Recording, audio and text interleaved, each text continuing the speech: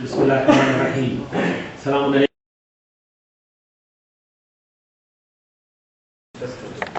Good evening. We have a very interesting program this evening. Firstly, my name is Shabir Razvi. I'll be hosting the program for this evening. It's been organized as usual by Dr. Saeed Shahabi and Sister Fatima Dosa by Open Discussions and Gulf Cultural Club. Today's program is Bahrain, the Silent Genocide. Before I start the program this evening and introduce our speakers, I just want to comment. I attended a different conference yesterday at the Intercontinental about Bahrain. It was a business conference called Bahrain, the Gateway, opening the way to $1 billion opportunities. I think they've really got it quite right that yes, Bahrain is a gateway to $1 billion opportunities, not just $1 billion opportunities, because obviously Bahrain, although small in size and also population, what happens in Bahrain will have an impact in the region. Therefore, the global forces which are trying to carry on with the status quo in Bahrain also realize that any change in Bahrain will have its impact both through the causeway to Saudi Arabia and also the new causeway that is being built through Qatar. So Bahrain really is quite a pivotal position in many, many ways, politically, socially, economically, and so on. Therefore, to look at Bahrain in isolation perhaps doesn't do justice to what is happening in Bahrain currently. It has wider implications, and I think, as I said, the powers that be do realize the impact that any change will have in Bahrain. And just to quote Baroness Simmons, who was the keynote speaker yesterday, she's the chair of the Arab-British Chamber of Commerce, and she says that Bahrain is a trusted and valued partner. So if Britain is looking at Bahrain as a trusted and valued partner, therefore whatever internal situation that's developing in Bahrain or whatever is being done in the UK will have little impact unless the powers that be in UK and America also realize that this trusted partner may not be as trusted for a long time. Okay, I'll leave with that introduction and then go on to our first speaker, Sister Maryam Al Khawaja. She works for the Bahrain Center for Human Rights. If I may request her to do the introduction, and then we'll get on to our next speaker and I'll introduce him accordingly. Thank you very much. Please welcome her warmly. Assalamu alaikum. Good evening, everyone. I'm going to start with a very brief introduction about Bahrain. I'm sure a lot of you already know this information, but just to debrief it again. Of course, as we all know, Bahrain lies in the Middle East, right next to Saudi Arabia and Qatar. The size of Bahrain is 3.5 times the size of Washington, D.C. And the capital is Manama. These are different pictures of Manama city.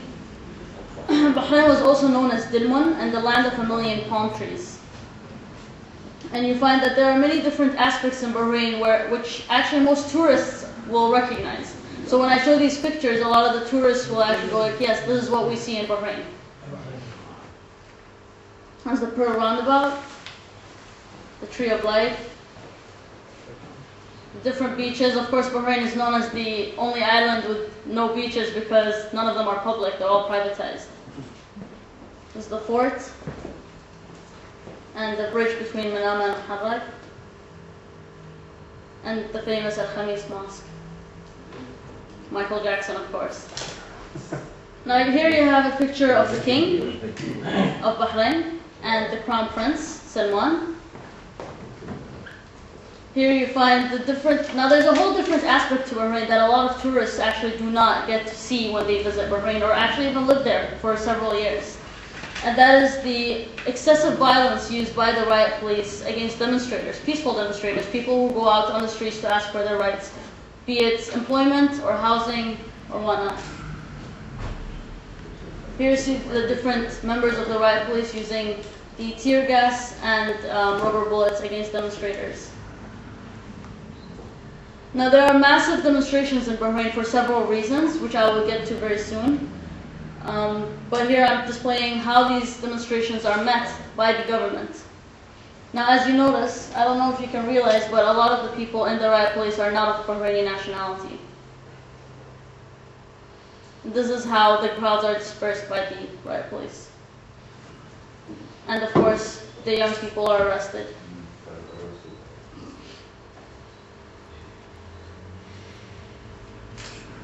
This child was shot with a shotgun bullet, which basically disperses hundreds of shrapnel, and it lodges itself under the skin. It's very, very difficult to get out of the body.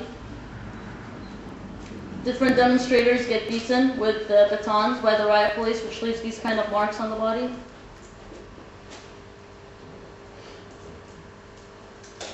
Now, to move on to the topic of why people in Bahrain feel the need to demonstrate or to go out on the street to display their grievances.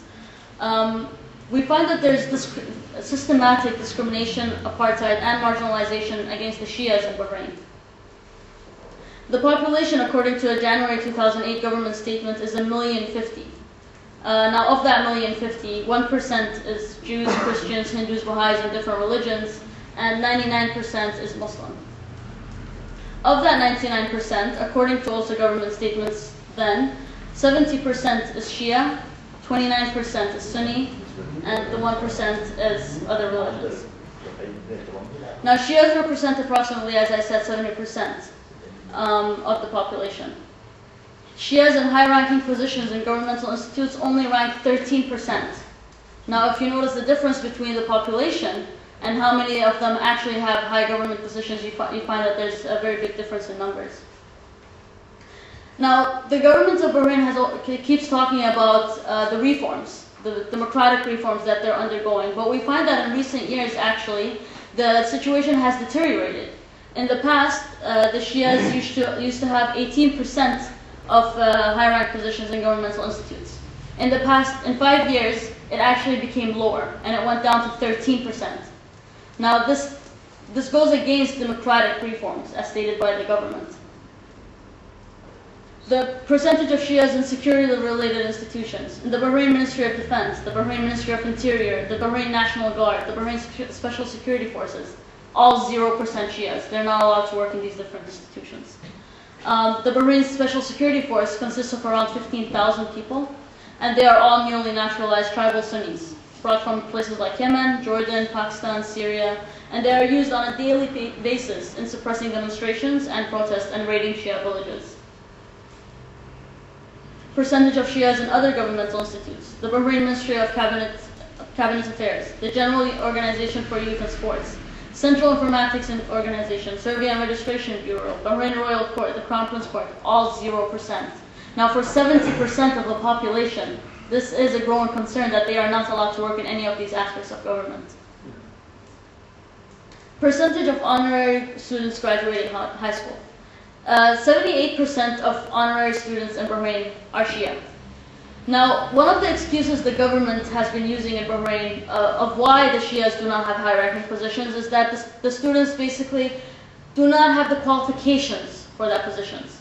So the Bahrain Center for Human Rights actually went and did some research, and we found that on the other hand, it was actually the opposite. The Shias actually had the higher percentage of honorary students graduating from high school.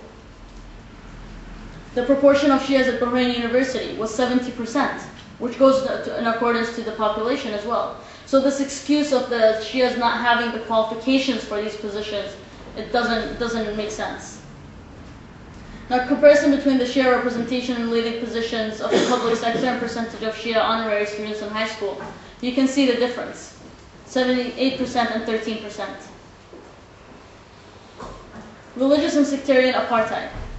As a practice of segregation, there are certain areas in Bahrain where Shias are not allowed to live. Of course, this is not a written law, but it's something that is practiced against the Shia.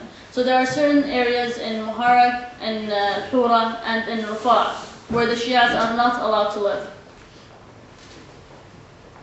Economic and social discrimination. Shias compose the highest percentage of the country's unemployed. The government employment centers encourage or force Shias to work outside the country. And educational, social, and municipal services in most Shia neighborhoods are inferior to those found in Sunni communities. Percentage of Shias in judiciary system. The percentage of Shias in the constitutional court is only 18%, and the percentage of Shia in the judiciary system is only 5%. Now this is shocking, according to how many Shias there are in the population. It's also worth noting that the criminal branch and the Attorney General Office are known to be used effectively to detain and harshly sentence Shia activists, as we witnessed today in Bahrain since August the 13th. The percentage of Shia in executive power. It used to be 29%, and now it's 20%. So again, the Bahraini government says that they are currently undergoing democratic reforms, but we see rather the opposite. We see a deterioration of the situation. Demographic change. In the past approximately 10 years, there have been more than 100,000 newly naturalized Sunnis brought into the country, and as we said, they are mostly used in the riot police and different sects of the security systems in Bahrain. And part of this is because they want to turn the majority Shia into a minority. I think it's also worth noting that even within the educational system in Bahrain, you find that the Shias are systematically discriminated against. I myself was a student in high school and university in Bahrain, and I was forced as a Shia to sit in class and listen to the teacher tell us that we as Shias were not real Muslims, and that we practiced Islam in a wrong way, and that this does not go with Islamic tradition or Islamic teachings. And I was an adult and I found this very, very disturbing. So imagine a 10-year-old child who has to sit in class next to his Sunni peers and listen to the teacher tell him that he is inferior to his peers because he is Shia.